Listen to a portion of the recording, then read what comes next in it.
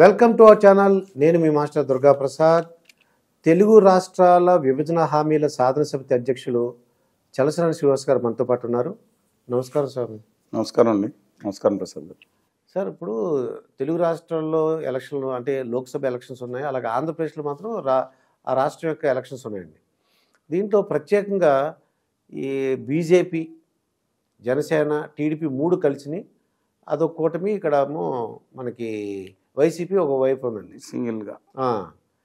ఈయన 2,70,000 కోట్లు నేను బటన్ నొక్కి పంపిణీ చేశానంటున్నారు.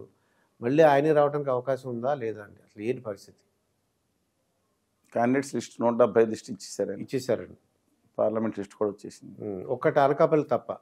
దాదాపు తర్వాత తెలుగుదేశం పార్టీ కూడా 144 స్థానాలకి 128 స్థానాలు ఆల్రెడీ డిక్లేర్ చేశారు. మిగతా 5-6 స్థానాలు కూడా తెలుస్తూ ఉన్నాయి, 7-8 తెలుస్తూ ఉన్నాయి. జనసేన కూడా దాదాపు 15 స్థానాల్లో ఉండగా ఇంకొక 6-7 స్థానాల్లో కూడా స్పష్టత రావాల్సి ఉంటుంది. ఉత్తర భారతీయ జనతా పార్టీ మాత్రం 10 స్థానాలు ఇంకా పార్లమెంటు, అసెంబ్లీ ఇంకా తేల్చలేదు. అంటే దాదాపుగా 80%, 90% ఎవరెవరో ప్రత్యర్థులని తెలిసిపోయింది. ఇప్పుడు కొంత అవగాహన ఎక్కువ వచ్చే అవకాశం ఉంది. దీని తర్వాత వచ్చే సర్వే ఫలితాలు ముందు తెలుస్తాయి. కానీ ఈ గత 10వ తారీఖు వరకు వచ్చిన సర్వేలు అంటే నేను చేసిన సర్వే కాదు, డిఫరెంట్ పీపుల్. నేను ఒక్క సర్వేనే తీసుకోండి ప్రామాణికంగా. With due respect them, I'm thankful to them. Though ఎవరైతే నాకు సమాచారం ఇస్తున్నారో నేను ఇన్డెప్త్ తీసుకోను. వాళ్ళు ఏదో సమాచారం మిగతా దాన్ని చేస్తారు కాబట్టి ఇన్డెప్త్ అవసరం లేదు. నేను సంగ్రహంగా నేనే విషయం సేకరిస్తాను. దాంతోపాటు మన మిత్రులు, మా ప్రొఫెసర్లు, యూనివర్సిటీ విద్యార్థులు దాదాపు అన్ని చోట్ల. అంటే నేను ఎందుకు మిమ్మల్ని అడుగుతున్నాను, కాంగ్రెస్ మీరు తెలంగాణలో కరెక్ట్గా చెప్పేశారు. కాంగ్రెస్ అని కాదండి, అయితే రేవంత్ గారే ముఖ్యమంత్రి అవుతాడని కూడా చెప్పారు. అది కూడా చెప్పారు. అంతకుముందు తను నోరు కంట్రోల్ కూడా అంటే కొద్దిగా డిసిప్లిన్ నిజంగా కంట్రోల్ చేసుకున్నారండి. ఇవాళ మళ్ళీ అదుపు తప్పుతున్నారు కదండి. అదుపు తప్పుతున్నారు. కానీ ఒకటి, వైఎస్ఆర్ కాంగ్రెస్ పార్టీ 140 స్థానాలు వస్తాయి, పైన వస్తాయని చెప్పినప్పుడు నాతో తెలుగుదేశం పార్టీలో అగ్రనేత పక్కనుండి ఆయన మాట్లాడదాం మానేశారు చాలా కాలం. నేనేమన్నా నెగ్గాలని నేను ఎందుకు కోరుకుంటానండి? నాది ఎవరు నెగ్గాలో చెప్తాను ఆఖరణ, ఎవరు కొట్టారు. కానీ కమింగ్ బ్యాక్ టు మీరు చెప్పిన దానికి, ఇవాళ ఎలక్షన్స్ కోడ్ అమల్లోకి వచ్చింది. గమనించండి, 4వ ఫేజ్. అందులో ఉత్తరప్రదేశ్లోని, పంజాబ్, వెస్ట్ బెంగాల్లోని 7 సార్లు జరుగుతుంది, కర్ణాటక 2 సార్లు, ఆంధ్రప్రదేశ్ అంతా ఒకేసారి. 4వ ఫేజ్లో జరుగుతూ ఉంటాయి. మే 13వ తారీఖున ఎన్నికలు జరుగుతూ ఉంటాయి. 18వ తారీఖున నోటిఫికేషన్ వస్తుంది. స్ట్రిక్ట్గా కోడ్ అమల్లోకి తీసుకొస్తారు. 25వ తారీఖున నామినేషన్లకి ఆఖరి రోజు, 29వ తారీఖున నామినేషన్ ఉపసంహరణకి ఉంటుంది, స్క్రూటినీ చేస్తారు. 1 తారీఖు పైన బాగానే ఉంది. 57 రోజులు దాదాపుగా. ఇవాళ జనం బాధపడేది ఏంటంటే, ఇప్పుడు ఆల్రెడీ క్యాండిడేట్ పెట్టినప్పుడు ఎలా మొయ్యాలా డబ్బులు అయిపోతాయండి. ఏంటండి సామాన్యులకు ప్రాబ్లం, కానీ వీళ్ళకేంటండి కోట్లు అవనివ్వండి, ప్రజలన్నా బాగుపడతారు. కొన్ని డబ్బులు ఆ రోజులన్నా ఒక 57 రోజులు దీంట్లో అమాయకులు కొంతమంది బలైపోవచ్చు. కానీ ఏంటండి రాజకీయాలంటే డబ్బులతోనూ 100 కోట్లు పెట్టుకున్నా, 50 కోట్లు పెట్టుకున్నా దిక్కుమాలిన సన్నాసి రాజకీయం జరుగుతుంది అక్కడ. అత్యధికులు చెప్తాను, నేను అందరినీ నేను అన్నా, కానీ అత్యధికులు సన్నాసి రాజకీయం జరుగుతుంది. అందుకని వెరీ క్లియర్ నేను చెప్తున్నా, దాని గురించి ఏ సింపతి లేదు. మరి ఇంతకుముందు వెయిటింగ్ పీరియడ్ ఎక్కువ ఉంది. ఎన్నో రాజు చూశారు కదా, పాటలు కూడా పాడుతున్నారు. అది అందుకని ఏదో ఉదయం వచ్చేసిందని ఆ రోజు చూశారు. ఎప్పుడు ఎన్నికలు జరిగింది? 11వ తారీఖు జరిగింది, ఏప్రిల్. రిజల్ట్స్ ఎప్పుడు వచ్చినాయి? మేలో వచ్చింది. మే 23 ఎప్పుడు వచ్చినాయి? అప్పుడు 42 రోజులు వెయిట్ చేశారు. ఇప్పుడు అవసరం లేదు, 20 రోజులే. అంటే ఫేజ్లో మనకి అప్పుడు సెకండ్ ఫేజ్, ముందు ఫేజ్లో రావడం వల్ల అది జరిగింది. ఇవాళ 4th ఫేజ్ వచ్చింది. 7 ఫేజ్లు నిర్వహిస్తూ ఉన్నారు. ఆఖరి ఫేజ్ ఇవాళ 20వ తారీఖున, మార్చి 20వ తారీఖున మొదటి నామినేషన్స్ నుంచి ప్రక్రియ మొదలవుతూ ఉంటే, ఆఖరిది అది జూన్ 1వ తారీఖున, 4వ తారీఖున కౌంటింగ్. అందువలన సరే అది కానివ్వండి. సరే, coming back to your point, ఇందుకు ముందు దాని మీద డిస్కస్ చేయాలి కాబట్టి, ఎలక్షన్ కూడా వాళ్ళు వచ్చింది కాబట్టి చెప్పాలి కాబట్టి, నా ఉద్దేశం ప్రకారం మార్చి 10వ తారీఖు అందుకున్న సమాచారం ప్రకారం బీజేపీకి అప్పుడే వస్తున్న కొంత సమాచారం మేరకు ప్రజలు పూర్తిగా 6.9% అన్డిసైడెడ్ ఓటర్స్ పెరిగేంత 4% ఉండేవారు రాష్ట్రంలో. మరొకసారి గమనించమని చెప్పుకోవాలి అందరినీ. అక్కడున్న సమాచారం ప్రకారం అది ఒక ఆథెంటిక్ సంస్థ, ఏదో అన్నటప్ప సంస్థ కాదండి. పైగా శాంపుల్ సర్వే కాన్స్టిట్యున్సీకి 200, 300 తీయటం కాదు. వాళ్ళు పాత చేసిన దాన్ని బట్టి చెప్తున్నా. 45.28 అంటే 45.3% తెలుగుదేశం, జనసేన, ఉత్తర భారతీయ జనతా పార్టీ కూటమికి వచ్చే అవకాశం ఉందని. 45.3 45.328 ప్రెసిషన్గా 3% అనుకోండి. 42.8 లోప్స్ వైఎస్ఆర్ కాంగ్రెస్ పార్టీ, 3.9% అదర్స్. మీరు కూడా గుర్తుంచుకోండి, పొద్దున ఎప్పుడు కోర్టు 3.9% అదర్స్. అదర్స్ అంటే కాంగ్రెస్, వైఎస్ఆర్ తెలంగాణ పార్టీ మాజీ అధ్యక్షురాలు, ఇప్పుడు పిసిసి అధ్యక్షురాలుగా ఉన్న షర్మిల గారి పార్టీ, కాంగ్రెస్, సిపిఎం, సిపిఐ, జై భారత్ ఒకటి వచ్చిందండి, జై తెలుగు, వాళ్ళందరూ జై తెలుగు పార్టీ పోటీ చేయట్లేదు అనుకుంటే లక్ష్మణ్ గారు పోటీ చేస్తారు. తెలుగు సేన పార్టీ, నవతరం పార్టీ, చిన్న చిన్న పార్టీ ఏదైనా సరే, ఇండిపెండెంట్స్ కూడా తక్కువ రాదు. వీళ్ళందరూ కలిపి 3.9% ఓటింగ్. నోటాకి 1.1%, అన్డెసైడెడ్ 6.9% ఇచ్చారు.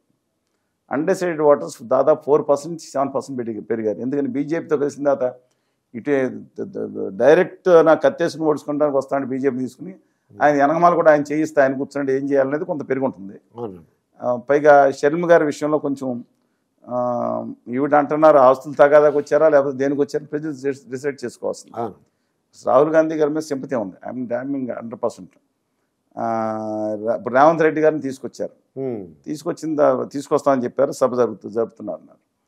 ఆ నేపథ్యంలో రేవంత్ రెడ్డి గారు ఉమ్మడి ఆస్తులు 75,000 కోట్లు సెటిల్ చేసేస్తారా?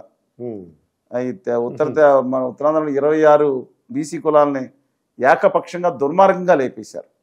తెలంగాణలో రాష్ట్రం విడిపోయినంత మాత్రం బీసీలు ఉన్నట్టుండి ఓసీలు అయిపోయి లేకపోతే ఇంకోటి అయిపోతారండి. ఈ రెండు వచ్చిన తర్వాత ఉత్తరాంధ్రకు వస్తారా అని ఎదురు చూస్తున్నారు. బహుశా ఆయన రెండు చేస్తే కొంచెం ఆ పార్టీకి అంత కాకపోయినా ఒక 5,000 కోట్లు, ఇప్పుడు 78,000 కోట్లు. తెలంగాణకి ఎక్కువ రానివ్వండి, ఏపీకి తక్కువ రానివ్వండి, ఇట్లా తక్కువ రాని ఏమైంది అందములు పెట్టడం. కానీ సమస్య పరిష్కారం కావాలి, వస్తారా లేదా ఉత్తరాయణ స్టీల్ ప్లాంట్ వస్తారా మనం చూడాలి. అయినా సరే ఈ నేపథ్యంలో మాత్రం ఓటింగ్ పర్సంటేజ్ ఇలా ఉంది. కానీ ఎవరికి 40% వచ్చిన ఈసారి 23 సీట్లు మాత్రం రావండి. ఖచ్చితంగా 34 సీట్లు ఉన్నాయి. ఎందుకంటే because of polarisation based on districts, certain districts. అంటే కొంచెం డెప్త్గా చేసుకుంటే ఇప్పుడు శ్రీకాకుళం, ఈస్ట్ గోదావరి, వెస్ట్ గోదావరి, కృష్ణా ఈ జిల్లాల్లో తెలుగుదేశం జనసేన కూటమి బలంగా ఉంది. చిత్తూరు, కర్నూలు, కడప ఈ జిల్లాలో వైఎస్ఆర్ కాంగ్రెస్ పార్టీ కూటమి బలంగా ఉంది. అందుకని ఎంత వచ్చిన సీట్లు అక్కడ ఖచ్చితంగా ఎక్కువ వస్తాయి. సార్థకంగా ఎన్నికలు చూసుకుంటే ఎక్కువ వస్తాయి. అందుకని తెలుగుదేశం పార్టీ మన లాస్ట్ టైం ఏమైందండి, పశ్చిమ గోదావరి జిల్లాలో 2 సీట్లు అత్యల్పంగా, రాష్ట్రంలో దక్కేసుకుంటే చాలా తక్కువ సీట్లు వచ్చింది. 89లో ఓడిపోయిన పర్సంటేజ్ ప్రకారం చూస్తే ఈ కూటమికి ఎక్కువ పర్సంటేజ్ ఉంది, ఖచ్చితంగా ఉందండి. వైసీపీ కూడా పెరిగింది. బట్ ఎన్నికలు అయిన తర్వాత అంగన్వాడీ వర్కర్స్, ఉపాధ్యాయులు వీళ్ళందరూ కోడ్ వచ్చిన తర్వాత సస్పెండ్ చేసే పరిస్థితి ఉండదు. వాళ్ళు బయటకు వస్తే మాత్రం మళ్ళీ వైసీపీ గ్రాఫ్ తగ్గే అవకాశం ఉంది.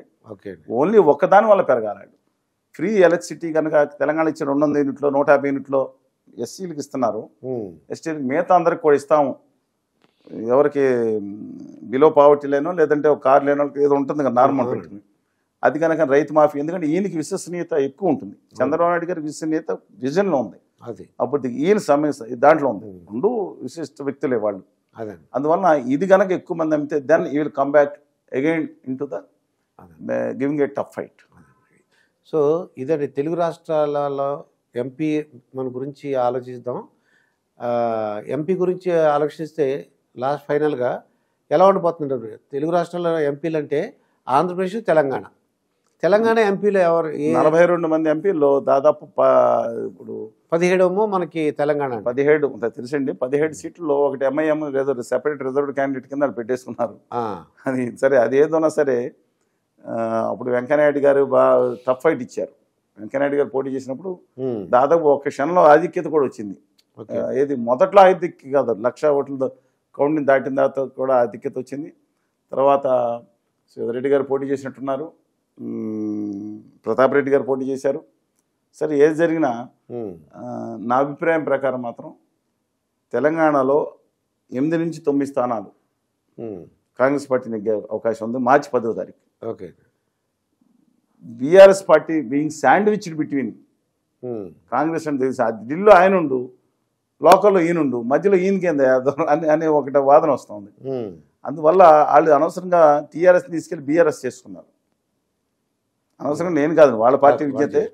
వాళ్ళు పక్కన తోటి అన్నదమ్ములైన వీళ్ళని మానేసి ఆయన అక్కడికి వెళ్ళారంటే విచిత్రంగా ఉంటుంది. అందుకని in as for my opinion is concern, ఇవాళ తెలంగాణలో మాత్రం బీజేపీ యాక్చువల్గా 4 నెగ్గింది, ఈసారి 2కి పడిపోతున్నారు. నా ఉద్దేశం ప్రకారం 4 నుంచి 6 స్థానాల్లో గట్టి పోటీ ఇచ్చి కొన్ని నెగ్గి ఖచ్చితంగా అంత వచ్చినా ఆశ్చర్యపడక్కర్లేదు. బీజేపీకి 6 వస్తాయంట. 4 నుంచి 6 స్థానాలు వచ్చే అవకాశం కనపడతా ఉంది. It's giving very tough fight. Congress 6% నుంచి 14% చేరుకుంది. ఇవాళ 22 నుంచి 23% చేరుకుంటుంది. దాదాపు every 5th person Telangana BJP కొట్టేసే పరిస్థితి వస్తుంది. ఆంధ్రప్రదేశ్కి తెలంగాణకి అన్యాయం నమ్మక ద్రోహం చేసినా సరే ఆ పార్టీని అంటే ఇది నేను విశ్లేషణ చెప్పి ఇది నా వ్యక్తిగత ఉద్దేశం. ఏమని విభజన హామీలు అమలు చేయట్లేదు, ఐటీఆర్ చేయలేదు, మిగతాన్ని అక్కడ పట్టుకెళ్ళిపోయి గుజరాత్కి దోచిపెడుతున్నారు. 4,000 కోట్లు ఎంగిలి మెతుకులు వదిలించినట్టు తెలంగాణకి రైల్వే బడ్జెట్లు వదిలించారు. అక్కడ బుల్లెట్ రైలుకి 2023-24 సంవత్సరానికి 19,600 కోట్లు కేటాయించుకున్నారు. ప్రతిదీ కూడా అక్కడ ఎక్స్ప్రెస్ వే 1,00,000 కోట్లు అక్కడి నుంచి తిప్పుకొచ్చారు. అలా ఇవన్నీ కూడా చూసుకుని అన్ని విధాలుగా కృష్ణా జలాల మిగులు జలాల విషయంలో కూడా తెలంగాణకి తీరని అన్యాయం చేశారు. అఫిడవిట్ కేంద్ర ప్రభుత్వం వేసింది. తండ్రిలాగా ఉండాల్సిన కేంద్ర ప్రభుత్వం ఎంత అన్యాయం చేసింది. ఐటీఆర్ ₹1 ఇవ్వలేదు, ఒక నేషనల్ మేజర్ ప్రాజెక్ట్ ఇవ్వలేదు. ఆ కాళేశ్వరం ప్రాజెక్టు మంచి ప్రాజెక్ట్కి అయితే నేషనల్ కనీసం ఒక నేషనల్ ప్రాజెక్ట్ డిక్లేర్ చేస్తే కనీసం వాళ్ళ అదుపాధ్యం ఉండేది, జరిగేది కాదు.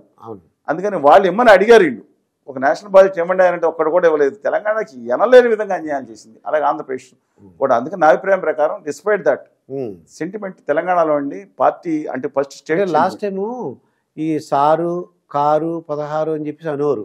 ఈ బీఆర్ఎస్కి ఎన్ని రావచ్చు అంటారు? 1 లేదా 2 మ్యాక్సిమం 3. 1 లేదా 2 అంటే ఎక్కువ సీట్లు వాళ్ళంటే హైదరాబాద్ రంగారెడ్డి మీరు చూసుకోండి, హైదరాబాద్ చుట్టుపక్కల నేను చెప్పింది చాలామంది తెలుసు కానీ ఆశ్చర్యపోవచ్చు. మల్కాజ్గిరి స్థానానికి రేవంత్ రెడ్డి గారు రిప్రజెంట్ చేశారు. ఆ 7 అసెంబ్లీ స్థానాలు 7లోనూ కాంగ్రెస్ పార్టీ ఓడిపోయింది. అవునండి. అలాగే కిషన్ రెడ్డి గారు సికింద్రాబాద్ నుంచి రిప్రజెంట్ చేశారు. అక్కడ ఆ పార్టీ 3వ ప్లేస్లో ఎక్కడ మూలం ఉందండి. శేర్లింగంపల్లి సీట్ ఉంది. ఇవాళ అక్కడ సరే అక్కడ బీఆర్ఎస్ పార్టీ అంటే సీట్లు లెక్క కాకుండా ఓట్లు, ఎందుకంటే మేజర్ కాన్స్టిట్యున్సీ శేర్లింగంపల్లి అనే అసెంబ్లీ చెవెళ్ళ పార్లమెంట్ సీట్లో శేర్లింగంపల్లి మేజర్ ఉంది. అందుకని ఇవన్నీ పరిగణలో తీసుకుంటే బీఆర్ఎస్ ఖచ్చితంగా 4-5 స్థానాలు నెగ్గాల్సి ఉంటుంది ఖచ్చితంగా, కానీ మినిమం. కానీ తగ్గొచ్చేమో అన్లెస్ వాళ్ళు మళ్ళీ తిరిగి తీసుకుని నా తెలంగాణకు అన్యాయం జరుగుతుంది ఈసారి తోటి తెలుగు ప్రజల మీద, ఎందుకంటే నా హక్కుల కోసం ఆత్మగౌరవం కోసం తెలుగు జాతి ఐక్యత కోసం నిజంగా నిలబడాళ్ళు. తెలంగాణ భూగర్భంలో ఉన్న గనుల్ని గుమా వ్యాపారులు పాలన చేయకుండా ఆంధ్రప్రదేశ్ స్టీల్ ప్లాంట్ కోసం నిలబడతానని ఎలా ఉన్నారు నిలబడి ఆయన మాట సవరించుకుని నేను అనుకున్నాను. తెలుగు జాతి ఖచ్చితంగా ప్రాంతీయ పార్టీలు అవసరం అది. అందుకని నా అభిప్రాయం ప్రకారం అక్కడ వాళ్ళు సస్టైన్ అవుతారు. ఆంధ్రప్రదేశ్లో మాత్రం మెజార్టీ సీట్లు ఖచ్చితంగా జనసేన తెలుగుదేశం కూటమి నెగ్గుతుంది. ఉత్తర భారతీయ జనతా పార్టీ 6 సీట్లలో మెజార్టీ సీట్లు అత్యధికంగా ఓడిపోయే అవసరం కూడా కనపడదు. ఓడిపోవాలని కూడా కోరుకుంటాను. ఓటమికి కూడా పనిచేస్తాం మేము విభజన హామీలు అమలు చేయకపోతే. లేకపోతే మాకేంటి ఖచ్చితంగా అంటే మా వల్ల 1%, 2%, 3% తేడా వస్తుందో తెలియదు కానీ కసితో ఉన్నారు తెలుగుదేశం వాళ్ళ నాయకుడిని పెట్టించిన దానికి వాళ్ళ కడుపులో కొత్త రగులు పోతున్నారు. తెలుగు బిడ్డలు రగులు పోతున్నారు. ఇంకా గుడ్డి గొర్రెల్లాగా వెళ్ళి వాళ్ళకి ఓటు వేయాలంటే సిగ్గు వీళ్ళకి లేదు, మానాభావం లేదని వాళ్ళు అనుకోవచ్చు. కానీ దమ్మున్న పోషణ టంగుటూరు ప్రకాశం మంతులు, అల్లు సీతారామరాజు, ఉయ్యాల నరసింహారెడ్డి, కన్నిగంట హనుమంతు, మాల కన్నమనీయుడు అలాంటి గొప్ప వారసులు బిడ్డలు ఖచ్చితంగా గుర్తుంటారు. ఇది అండి ఆంధ్రప్రదేశ్ అలాగే లోక్సభ తెలంగాణ విషయంపై మన చలసాని శ్రీనివాస్ గారు మాట్లాడారు. మరొక వీడియోతో మీ ముందుంటాను. మీ మాస్టర్ దుర్గా ప్రసాద్.